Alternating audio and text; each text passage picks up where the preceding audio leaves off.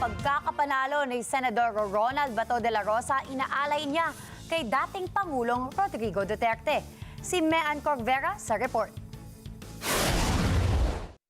Kung magkausap ko sana siya ngayon, kung may pagkakataon na makausap ko sa kanya, sabi ko sa kanya, sir, yung Pangulo, papanalo ko po sa eleksyon na ito, I dedicate this to you. Kay dating Pangulong Rodrigo Duterte, iniaalay ni Senador Ronald Bato de la Rosa ang kanyang pagkakapanalo sa katatapos na midterm elections. Ayon kay de la Rosa, nagpapasalamat siya sa dating Pangulo na itinuturing niyang ama dahil ito ang humubog sa kanyang karera mula sa pambansang pulisya hanggang sa politika. Sabi ng senador, hanggang ngayon nagluluksa pa siya sa ginawang pagpapatapon sa ibang bansa sa dating Pangulo.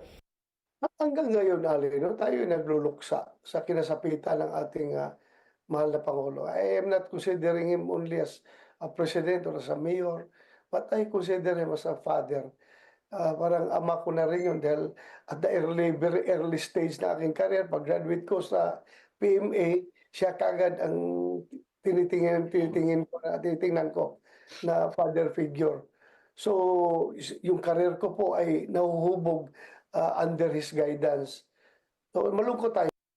Bagamat hindi niya pa raw personal na nakakausap ang dating Pangulo, naiparating na ni dating Executive Secretary Salvador Mildaldea ang naging resulta ng halalan at pagpasok ng 5 sa maikinampanyang kandidato ng PDP Laban at masaya ang dating Pangulo.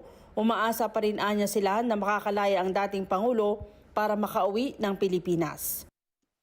Whatever consequences ay prepared tayo, tatanggapin natin, pero umaasa pa rin tayo. That's why we're hoping and praying. Gabi-gabi pinagdadasal natin yan bago tayo matulog na sana makauwi na siya dito sa ating bansa. At sana bigyan siya ng magandang health para makasurvive siya sa kanyang sitwasyon ngayon doon. Para sa Mata ng Halalan 2025, Mean Corvera, matatag, matapang, matapat.